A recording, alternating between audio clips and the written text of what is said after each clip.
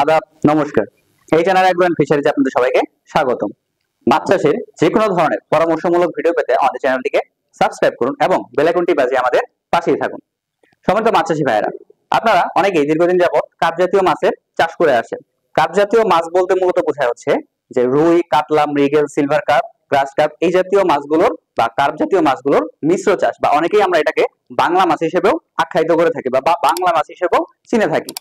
তো সেই ক্ষেত্রে এই মাছগুলোর ক্ষেত্রে অনেক ধরনের রোগী হতে পারে। তবে সেই ক্ষেত্রে প্রধান বা হচ্ছে সবচেয়ে গুরুত্বপূর্ণ যে রোগগুলো হচ্ছে সেগুলো হচ্ছে ভাইরাস জনিত রোগ, অর্থাৎ কার্প জাতীয় মাছের ভাইরাস জনিত রোগের। আজকে আমরা আলোচনা করব কার্প জাতীয় মাছের ভাইরাস জনিত রোগ নিয়ে। প্রথমে আসি, এই রোগের নাম কি?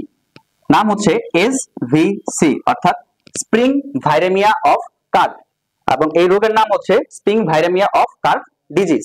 অর্থাৎ এই ভাইরেমিয়া যে ভাইরাসটা আছে, অর্থাৎ এই ভাইরাস থেকে আসছে ভাইরেমিয়া, এবং স্প্রিং অর্থাৎ হচ্ছে এটা বসন্তকালে যখন তাপমাত্রা অনেকাংশে শীতকালীন থেকে একটু উপরে উঠে আসে এবং গ্রীষ্মকালে থেকেও কম থাকে, অর্থাৎ তাপমাত্রাটা অনেকটা মাঝামাঝি অবস্থায় থাকে, সেই সময় এই রোগের প্রাদুর্ভাবটা বেশি পরিমাণে দেখা দেয়। এবং এই রোগের প্রাদুর্ভাবটা বাংলাদেশে অনেক বেশি পরিমাণে দেখা দেয় এবং এশিয়ার মধ্যেও এই রোগের প্রাদুর্ভাব অনেক বেশি। এখন আসি রোগের কারণ নিয়ে, কি কারণে এই রোগটা হয়ে থাকে। মূলত হচ্ছে পুকুরের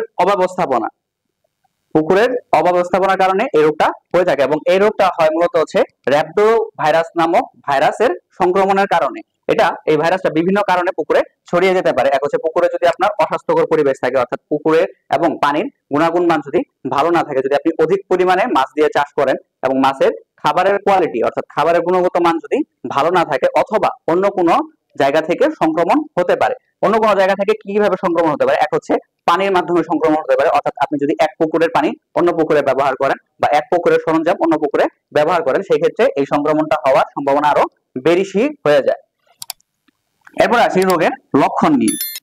এই রোগের কি কি লক্ষণ দেখা দেয়? প্রথমত লক্ষণ হচ্ছে মাছের আইস উঠে যায়, অনেকাংশে অনেক জায়গা থেকে আইস খুলে খুলে পড়ে যায়, মাছের বিভিন্ন জায়গায় ক্ষত দেখা দেয়, মাছের পেট ফুলে যায়, পেটে বিভিন্ন ধরনের তরল পদার্থের জমা হয়, বিশেষ করে হচ্ছে সাদা জাতীয় তরল পদার্থ জমা হয় পেটের মধ্যে। মাছের চোখ ফুলে যায়, মাছ অস্বাভাবিক আচরণ করে, অর্থাৎ মাছ স্বাভাবিকভাবে সাঁতার কাটে না, উপরে ভেসে থাকে বা পানির উপরে ভেসে থাকবে। মাছ খুব দ্রুত হঠাৎ করে খুব দ্রুত চলাচল করবে, বা হচ্ছে থেমে থাকবে, বা হচ্ছে ঘূর্ণির মতো বা ঘুরে ঘুরে সাঁতার কাটবে। এগুলো হচ্ছে এই রোগের লক্ষণ। এখন আসি এই রোগের প্রতিরোধ ব্যবস্থা।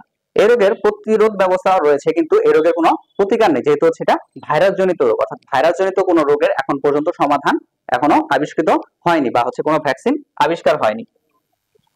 প্রতিরোধ ব্যবস্থা হিসেবে আমরা কিছু পদক্ষেপ গ্রহণ করতে পারি, যাতে হচ্ছে এই রোগটা হওয়া থেকে আমরা মাছগুলোকে আটকাতে পারি। অর্থাৎ আগে থেকেই আমাদের কিছু সতর্কতামূলক ব্যবস্থা গ্রহণ করতে হবে। সেই সতর্কতামূলক ব্যবস্থার মধ্যে রয়েছে, যখন আপনি মাছটা ছাড়বেন পুকুরে, মাছ ছাড়ার আগে যেখান থেকে আপনি মাছের পোনা সংগ্রহ করছেন সেখান থেকে ভালোভাবে জেনে নিতে হবে যে এই মাছের পূর্বপুরুষ অর্থাৎ ব্রুড মাছ যাতে কোনো ধরনের রোগ দ্বারা আক্রান্ত না হয়ে থাকে। অর্থাৎ যদি ব্রুড মাছের ক্ষেত্রে যদি এই স্প্রিং ভাইরেমিয়া কার্প অর্থাৎ এই ভাইরাস দ্বারা আক্রান্ত হয়ে থাকে, তাহলে সেক্ষেত্রে পরবর্তী যে পোনাগুলো রয়েছে বা জেনারেশন রয়েছে সেক্ষেত্রেও এই ভাইরাসের সংক্রমণটা হওয়ার সম্ভাবনা বেশি থাকে।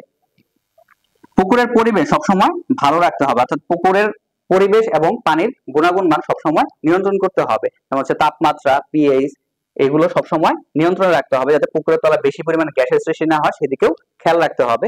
এবং খাবার, আপনি যে মাছকে খাবার দিচ্ছেন, অর্থাৎ বাণিজ্যিক ভাবে চাষ করতে গেলে আপনার বাইরে থেকে খাবার দেওয়ার প্রয়োজন পড়ে, সেই খাবারের গুণগত মান যেন ভালোভাবে নিয়ন্ত্রণ করা হয়, সেই ক্ষেত্রে আপনি এই প্রতিরোধ ব্যবস্থা গ্রহণ করতে পারেন।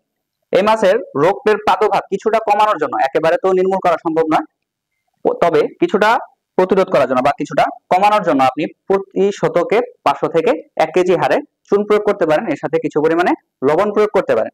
এছাড়াও আপনি যখন পুকুরে মাছ ছাড়বেন তার আগে পোনাগুলোকে অবশ্যই জীবাণুমুক্ত করে নিতে হবে। যদি পারেন নতুন মাছকে কোয়ারেন্টাইন করা, অর্থাৎ আলাদা করে কিছুদিন রেখে দেওয়া বা হচ্ছে নার্সারি করে নেওয়া। সেক্ষেত্রে একটা সুবিধা হচ্ছে কি, নার্সারি করে যদি নেন আপনি, সেক্ষেত্রে নার্সারি সময়ে যদি কোনো ভাইরাসের বা রোগের প্রাদুর্ভাব দেখা দেয়, তবে সেখান থেকে আপনি মাছগুলোকে আলাদা করে নতুন মাছ চাষে দিতে পারবেন। তো এই হচ্ছে এই মাছের প্রতিরোধ ব্যবস্থা। আপনি চুন প্রয়োগ করতে পারেন, পটাশিয়াম পারম্যাঙ্গানেট দ্বারা পোনাগুলোকে ভালোভাবে জীবাণুমুক্ত করে নিতে পারেন। পুকুরের পরিবেশকে সবসময় ভালো রাখতে হবে এবং অবশ্যই অধিক ঘনত্ব পরিহার করতে হবে, তাহলেই এই রোগ থেকে বা এই কার্প জাতীয় মাছের রোগ থেকে আপনি ভাইরাসজনিত রোগ থেকে আপনি পরিত্রাণ পেতে পারবেন। ধন্যবাদ সকলকে।